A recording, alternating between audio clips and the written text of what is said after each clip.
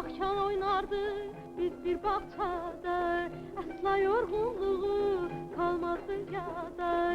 Dolaşıp yanaşı çemenlikleri, hevesle toplardı her çiçekleri. Doğanda kəhər çıxardı evdən, hem sen hem de mən qonşu qız. Açanda gülə, qaçardık çölə, verib əl-ələ qonşu qız.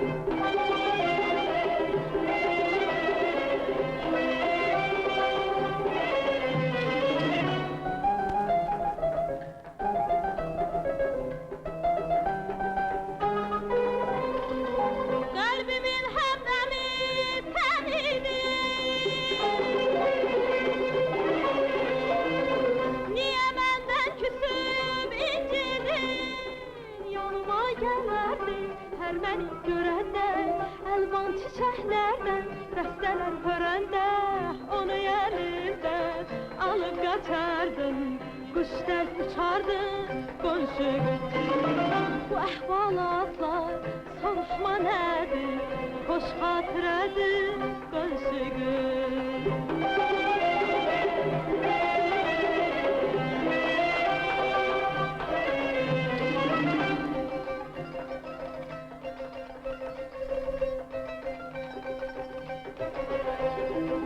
Bizde yaşa doldu keçdikcə illər, nə tez var ağlanıb öpdü fəsillər. Uşaqlı qanları qaldı arxada, ara bir düşünüb salıram yada.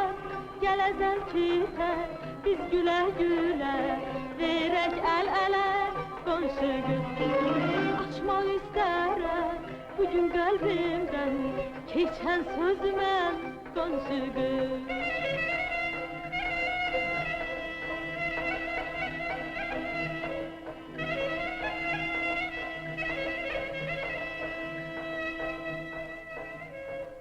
Asudeydin, düşdün əcəb zəhmətə könlüm. Asudeydin, düşdün əcəb zəhmətə könlüm. Saldı səni sevda, bu qədər möhnətə könlüm. Yar ilə deyib güldüyün anlar necə oldu?